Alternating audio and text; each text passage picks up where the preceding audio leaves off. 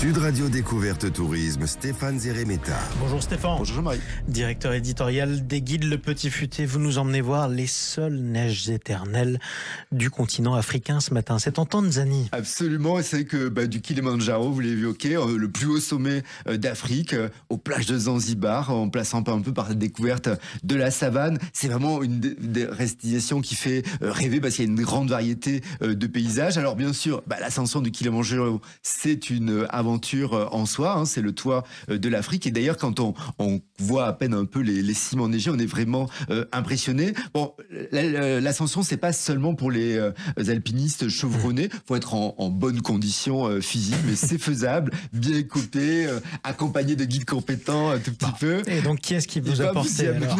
Parce que je commence à vous connaître. Comment ça? Il n'y a pas le panoramique qui va mener. En tout cas, c'est que le plus haut des trois volcans, ça nous mène quand même à 5895 mètres d'altitude. C'est dingue, hein. C'est assez impressionnant. C'est 1000 mètres de plus que le Mont Blanc. C'est complètement incroyable.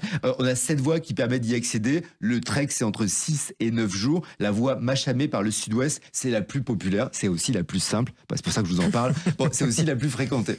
Exactement. Bon, ça paraît logique. Qu'est-ce qu'on voit pendant l'ascension? En fait, le décor a beaucoup changé pendant tout le trek. On va commencer par des arbres gigantesques de la forêt pluviale. On a ensuite une partie de landes, de prairies, de haute montagne. Là, c'est des sénessons géants. C'est le fameux arbre endémique. On passera la nuit sous la tente, puis on reprendra la route. Là, c'est plutôt un chaos de pierres, de lave qui ont été un peu sculptés par la nature. C'est assez lunaire quand on est dans cette partie-là. Et puis, le jour de la montée finale, là, on gravit un sentier en zigzag infini. En tout cas, c'est long.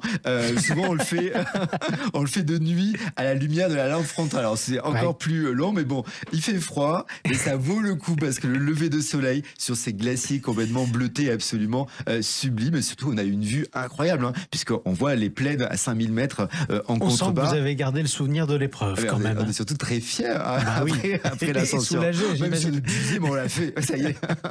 Allez, on continue à en prendre plein les yeux, parce que vous l'avez dit, c'est magnifique.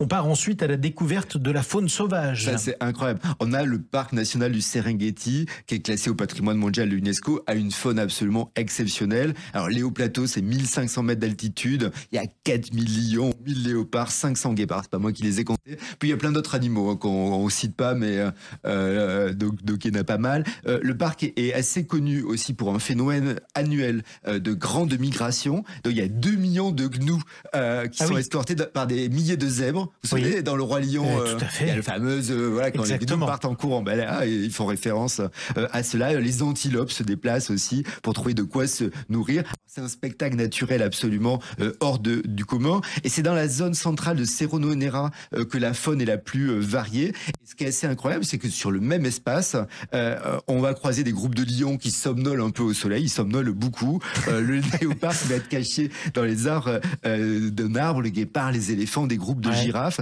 Ce qui est étonnant, c'est qu'ils sont pas sans arrêt en train de se courir après. C'est que dans les documentaires animaliers, on les voit toujours en train de se chasser. Non, mais la chasse, c'est pas longtemps. Hein.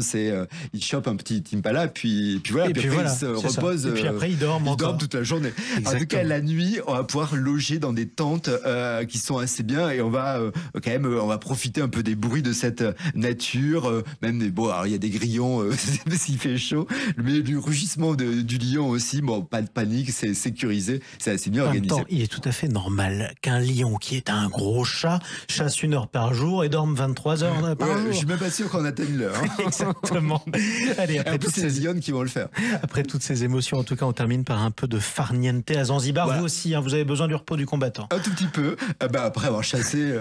Donc, en tout cas, c'est que Zanzibar, c'est une île de rêve. On est dans l'océan Indien. On va y profiter des plages sublimes, les eaux absolument cristallines. Il y a les fameux villages Swahili dans la cocoterie. On a par exemple des petits villages de pêcheurs qui sont aussi très très beaux. La capitale, c'est Stone Town. Elle vaut la visite parce que c'est un dédale incroyable de ruelles, de marchés, plein de produits locaux. Et le soir, on a les bateaux à voile typiques qui naviguent dans les eaux du port. C'est vraiment un spectacle vraiment très très joli. C'est aussi Zanzibar réputé pour les spots de kitesurf. Pour la plongée, il y a une densité de coraux assez impressionnante. En tout cas, voilà, séjour aventure. Allez, vous êtes monté au Kilimandjaro, vous partez faire le safari et puis aussi du farniente à Zanzibar. Et en tout cas, vous revenez avec des sacrés souvenirs. Merci Stéphane. On vous retrouve samedi prochain. Avec grand plaisir.